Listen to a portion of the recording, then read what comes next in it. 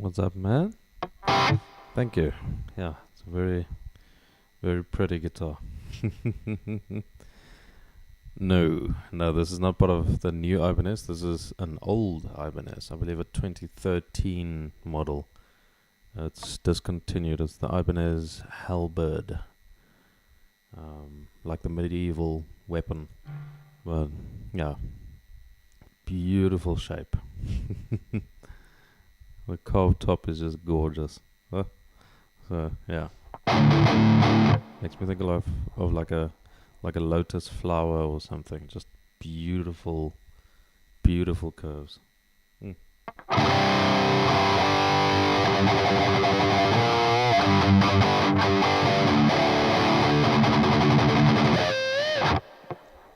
I see what you mean. Yeah. PC Rich and Yamaha. What's up, Mark? How's it going?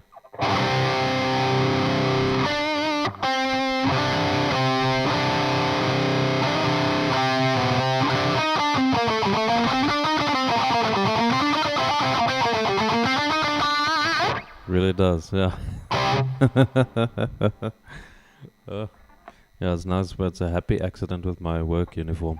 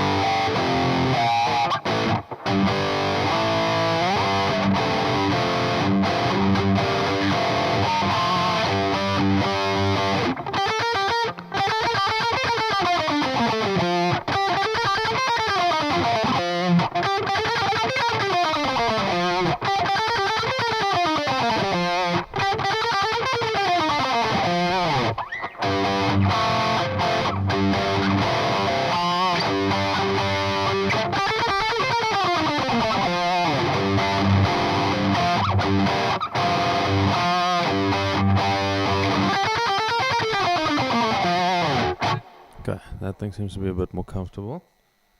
Now it's just the...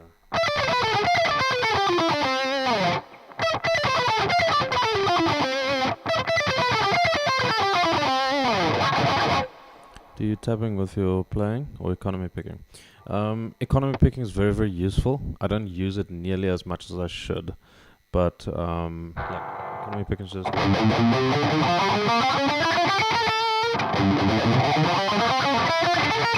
Like it's very, very useful, but when I do it, I still need to practice it a lot. I need to make sure that my timing is right, because my timing, my economy strokes are not as tight as the rest of the stuff. So like alternate picking, my economy stroke will be, but I tend to rush these two. So I go like, and I want to go.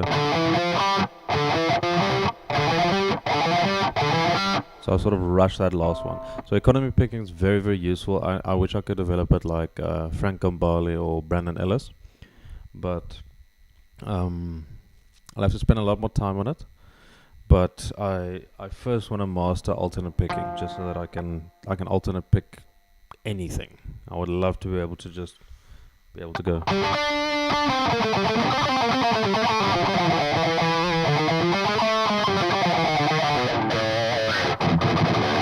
Be really, really nice.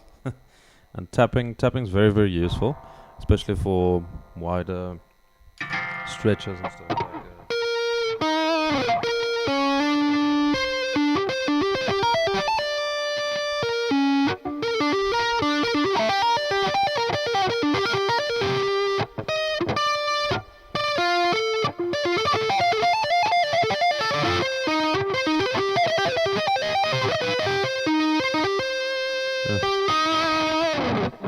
sounded terrible. You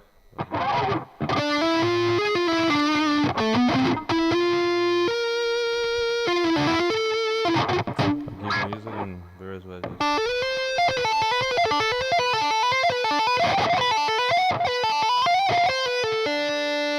It's not my strongest suit. Trying to develop it as well, but yeah. What's up, Suki? It's uncle.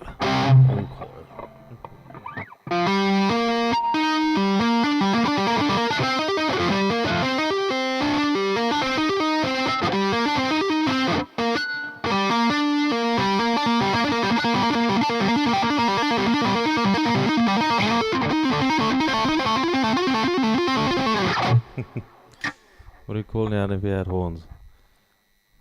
Oh boy. What?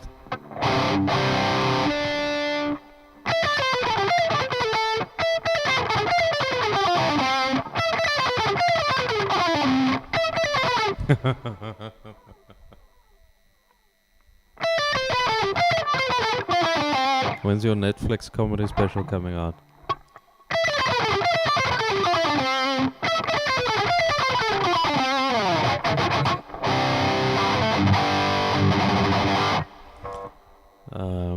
When learning a song, do you learn rhythm first, then solo, or how do you approach it? Breakdown. So it varies from song to song. The general best thing you can do is break it into sections. So you have your, all a song is really is just a combination of sections. Like there'll be an intro, there'll be a verse, there'll be a chorus, and these things normally have distinct riffs or chords or progressions accompanying them. The best thing for me whenever I learn a new song will be I want to learn the most interesting part, not the solo, because the solo is going to be too difficult to just immediately learn. So it'll be like the main riff. Like, when you learn Enter Sandman, you first learn.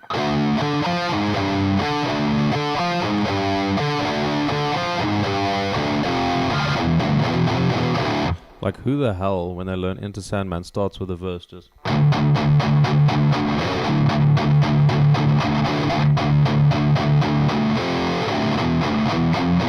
Like, that's gonna be freaking boring just in the beginning. So, first learn something. So learn the hook of the song at least, so that you can play it on command, and then go through each section. For certain songs, the rhythm is more important than the leads, like they're more distinct. But it'll be good to know both, be able to play both, be able to play the lead stuff and the rhythm stuff. If you're struggling with the lead stuff, learn the rhythm stuff. It's going to be a lot more fulfilling to still at least be able to play along to the song if you can't play the solos. Like there's a bunch of songs where it's just like the solo is so out of range for me, and I'll just learn the rhythm guitar and I can at least still jam along to it. But it depends again what kind of song. If it's like a pop song or something, then you'll just learn the chord progression, and then you'll have to learn how to improvise a little bit more. But I would take it riff by riff. Like for instance, this the song that I'm busy learning now, Kissing the Shadows, the intro riff and the main sort of thing is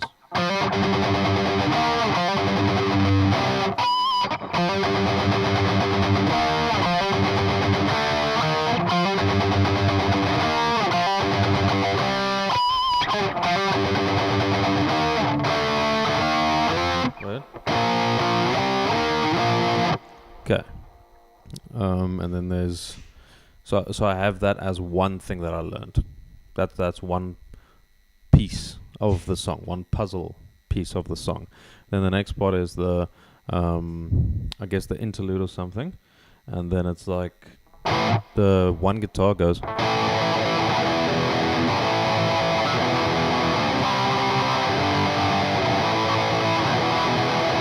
Other one just goes.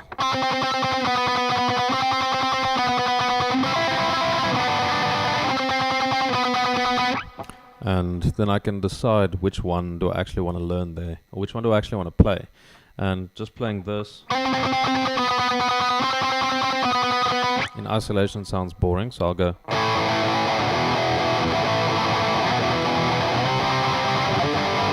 So it's more interesting to play. And then any sort of licks or fills I'll learn at the end. So like the turnaround before the verse is it's like so it's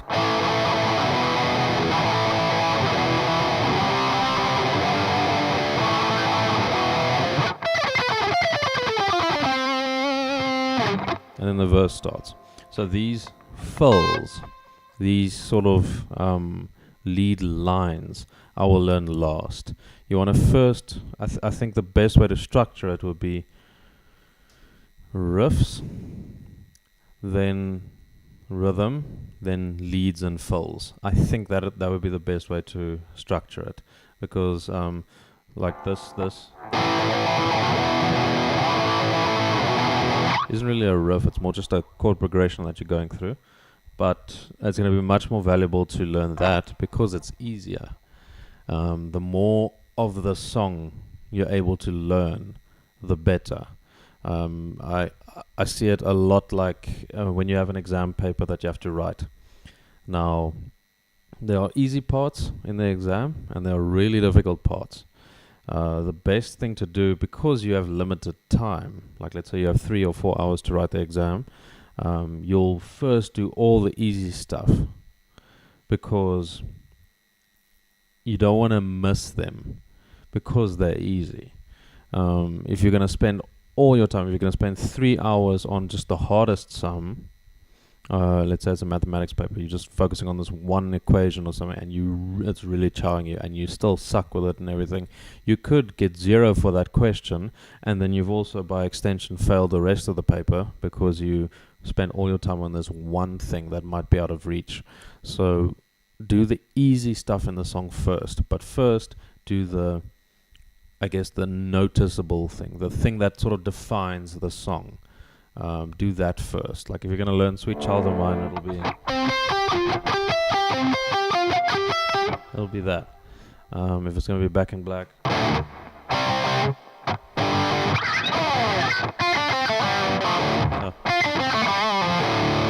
learn the thing that when you play it, everyone knows what song it is. Learn the iconic part, and then learn the easy parts that'll still be enjoyable to play, and then learn all the fills and stuff. Like what I'm doing now is just I haven't learned the solo for Kissing the Shadows yet because it's so damn difficult, it's so fast. Like I'm leaving that to last. I can play everything else in the song, but the solos, there's like 3 or 4 of them. That's going to take some time. But I can at least play the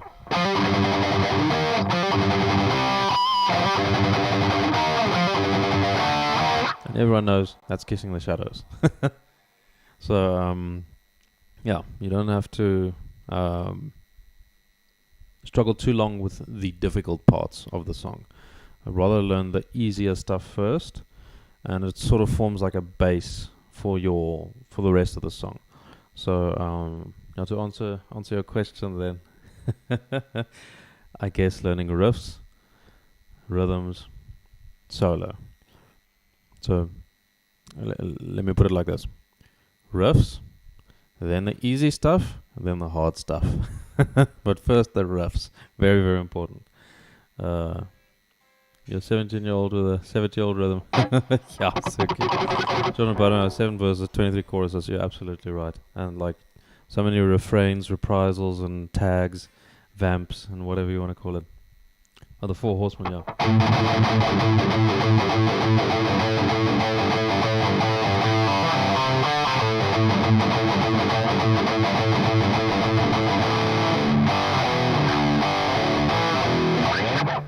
I'm not sure how to play it. And again, it's a very conflicted approach. Like if you keep struggling on one question, then bro, it's time to move on. But if you particularly feel that you're getting it and you can do it, finish it. Yeah, exactly. Yeah, that's very very true, because that's everything on the instrument is problem solving. So you can look at it as an exam or whatever, but it's like there are things that are going to be more difficult than other things. I really struggle with logarithmic calculations in mathematics, and I would, when I see that come up in the paper, I will freaking leave that till last, and I will go straight to, if there's a multiple choice question, I'll be like, hallelujah, the Lord is good and His mercy endures forever. And then I would I don't know, maybe there's some basic factorization or something, so you'll just sort of, you'll do the stuff you immediately can, the things that are accessible to you, and then if you have time, do the really really difficult one. And even if you get 0 for the really difficult one, you're still going to pass the paper, like you're not going to fail. So that's, I think, a strategic approach when learning songs. But you obviously want to be able to do everything in the exam, but rather don't get bogged down by the most difficult part. I've tried to learn so many songs by starting with the solo or something, and I remember this much from those songs, Jack. So I really really want to encourage you, learn the riffs, learn the easy parts, the leads, the fills, the solos, the articulations, all those beautiful stuff, they'll come later. So, yeah, I hope that helps. You learn Silver Leaves. Oh, dude, Silver Leaves is beautiful.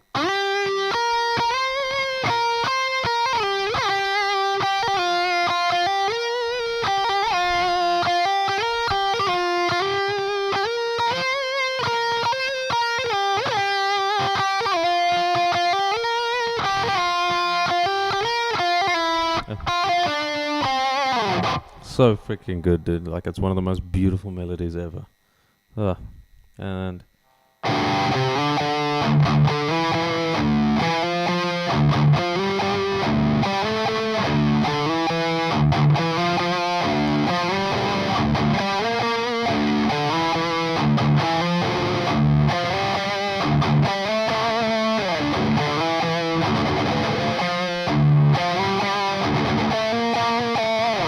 such a beautiful song, dude. Oh my word. India pass is fail. 80 is okay, 90 is okay, 95 you started, 99 is the bare minimum. Yeah. 75 you get disowned by your family.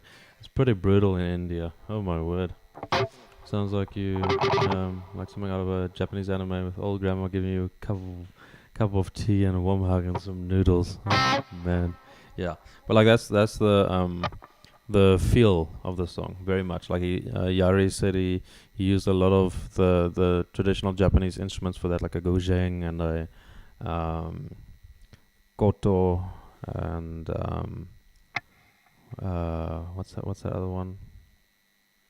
There's a bunch of them, but he used a lot of those to record most of the parts. And the way he played it as well is very, very traditionally like a Japanese technique with the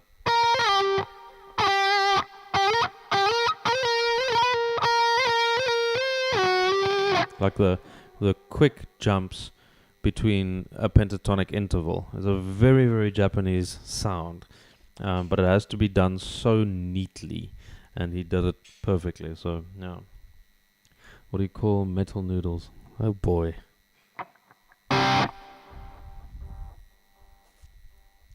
What do you call it?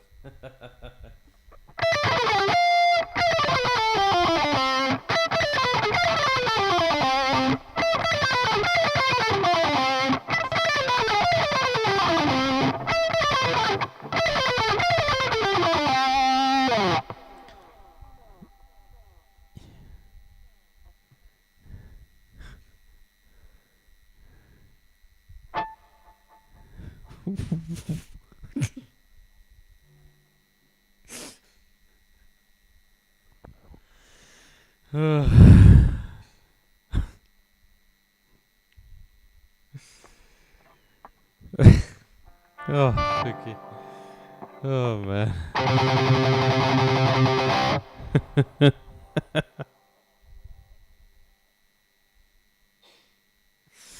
Oh man. Yeah, you are a 70-year-old man. Oh goodness. It's gonna be easier to play here. Remember this thing, Suki. This thing is so difficult.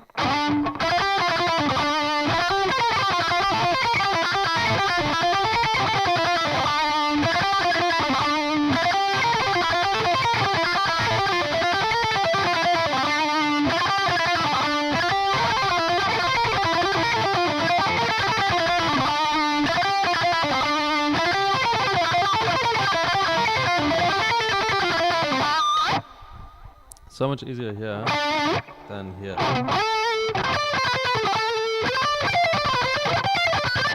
See how everything falls apart here? I don't know if it's the position of my left hand, if it's like because it's coming inwards like this, if it's the fact that the string tension is higher here, so I need to maybe hold the pick a bit tighter, or if it's the action that's also different. I don't know what the variable is, but like, oh my word.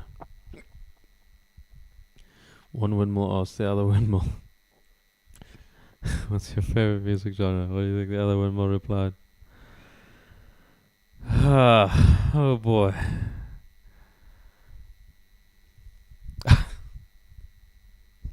I don't know. What is it, Suki? Maybe not say this amount of times you practice it. Yeah. Like I will. Well, I'll get it right, bro. I'll freaking get it right. A huge.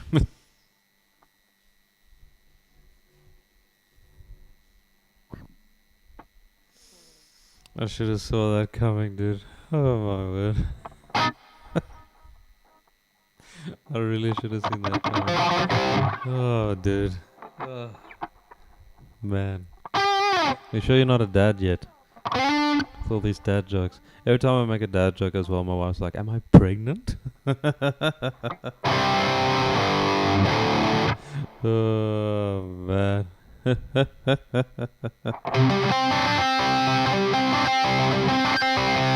Rocket your face. How's it going, bro? How tight do you hold the pick when playing rhythm leads or when soloing? Generally, you need to hold it tight enough so that you know, if you look at your thumb, your fingernail, it should be, you should at least see that white, like, you know, when you press, when you add enough pressure there, you'll generally see that. So the thing about pressure when it comes to the pick is the less pressure you have on the pick, the more flexibility you allow for the pick itself. So this will make the pick move to various places within your grip, but also it means that when you try to pick a note, you might be wanting to go just like that, but because of the delay there's a bit of drag, and then you won't play exactly on time. So although your wrist and your brain and everything has been calibrated to play a note exactly at a specific moment according to your wrist, because of the pressure not being enough, the drag causes the notes to lag behind. So you generally want to play You want to press the pick as long, a little bit hard enough so you can see just the white, like by the edge of the nail or something like that, that white pressure.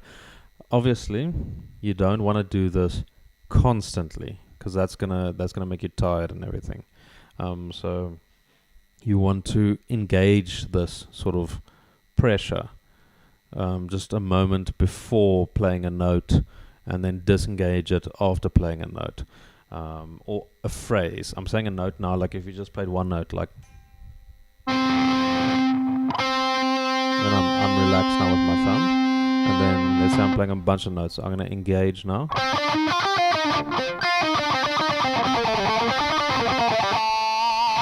And then disengage once I'm done with the phrase. So like, you can disengage it when you have a time to rest or something. You don't want to constantly just press extremely hard.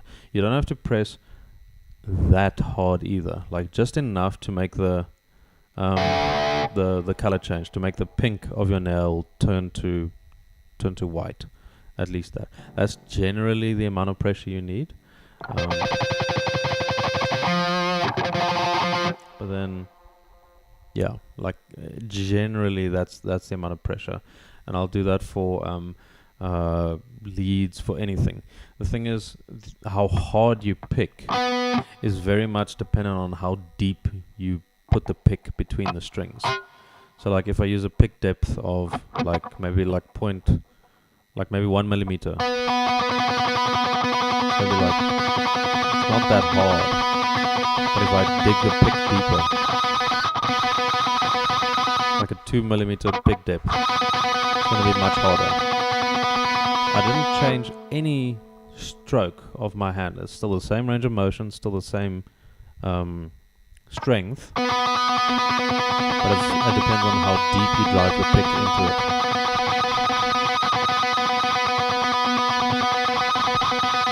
So your dynamics is very much controlled by how deep you put the pick between the strings. And yeah, let me quickly play something with a loose pick grip.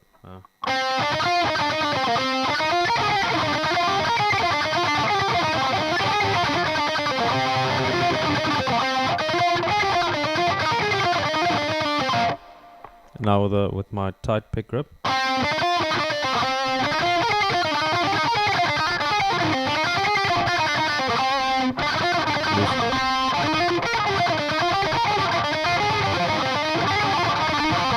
Same motions and everything, but it's just now the pick grip allows for less drag on the pick because it's a bit tighter. So instead of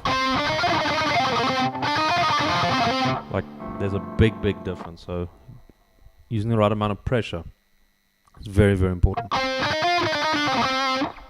amount of pressure you need to use is also just dependent on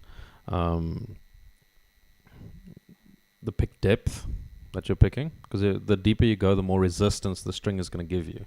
So then the deeper you dive the pick into the strings, the more pressure you're going to have with your thumb and your index. It's a clamping mechanism. So the index will be pushing that way, the thumb will be pushing that way. So they sort of meet each other in the middle. But yeah, the pressure of holding the pick is something that too many people neglect. It's like you think, okay, I just need to hold the pick, and then I need to pick it. Just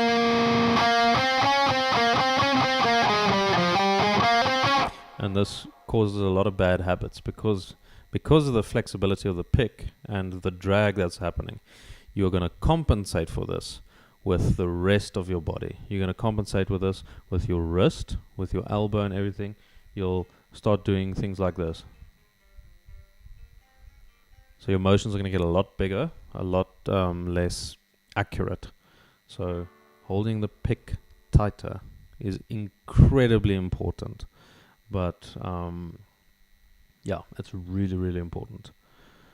Let me just quickly catch up here. Sorry, got on a sidetrack. Best card streamer in North America, right? Yeah. He tried to play COD today, so I know my guns. Count level and settings will oh man, that's horrible. Like if there's a bit of a sensitivity problem on my mouse as well, and then I have to play like CS:GO or something, then I just want to throw up because it's just not gonna work. Ugh. Someone keyed my music teacher's call. How much do you think? How much damage do you think you did? Something sharp. I don't know. Frick, man. Oh, Suki. I'm very curious to hear what this is. Sorry for not shipping chicken wings to chicken wing. Chicken dinner, man. No prob. Use a Dunlop Flow Picks 1.5. Those any good? What do you recommend? The Dunlop stuff. See, with a pick, there's only really like so many variables involved. There's the shape, and then there's the thickness. So the thickness for me, the perfect thickness for me is 1 millimeter. Playing with a bit less, it has too much flexibility and as a result too much drag. Playing with something a bit thicker, like I have a Jazz 3 here, it's like I think 1.3, 1.4. It's a little bit too thick for me, little bit. But the thing is, these things are all very much preference based. But you don't want to go too soft because of this thing. Because then it doesn't matter how hard you hold the pick will drag regardless. So you don't want too much flexibility. Like I have maybe like a millimeter or two of flexibility when it comes to this pick. This is a 1 millimeter pick, and it's very, very nice. But yeah, you have to find the balance between comfort and physics. So yeah, like a 1 millimeter pick seems to be the sweet spot for me. Some people play much thicker, some people play thinner. Like Tosin Abasi plays with like I think like a 73 or something. And it's very much just, I mean, I'm not Tosin Abasi, so it's not going to work for me. But he's perfected his technique in such a refined way that he's able to play even with the drag. So like, yeah, with acoustic you want the drag because you want that percussive sort of click of the pick against the strings. But with electric you want as little resistance as possible. Obviously you don't want to now play with like a brick or a sheet of metal, but yeah, there has to be a little bit flexibility, but not too much. So for me, just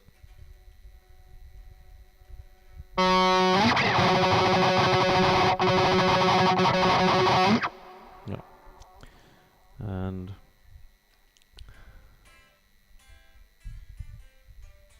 where did I miss? The green Dunlop has the maroon color. It's Dunlop Flow 88. 6 per pack, super thin. Mostly the Altex Sharp 73. Not so much. Seems to be. Oh, frick, Suki. Oh, man. Incredible. He uses a super duper pick angle against the string whenever I pick up speed so I don't feel too much drag. Yeah, the thing is, like if you have your pick, I guess, parallel to the strings, there'll be a little bit of hooking.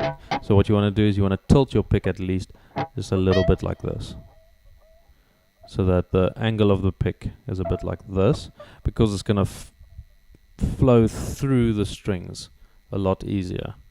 The flatter you make this, the more parallel you make this, the more resistance you have, but the quicker you attack, the sharper you attack. The more you increase this angle, the less resistance you're going to have, but the slower your attack is going to be. So you have to find the equilibrium or the balance between this. You don't want to be like this. That's going to be, you're going to hear a lot of this, like.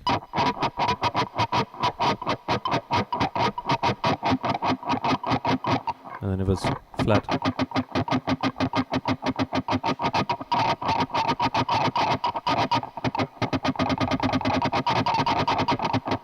So you have that grinding sound, and you need to find the balance between those. But you don't want to have it parallel. It's going to be like impossible to pick. You need a very, very slight angle.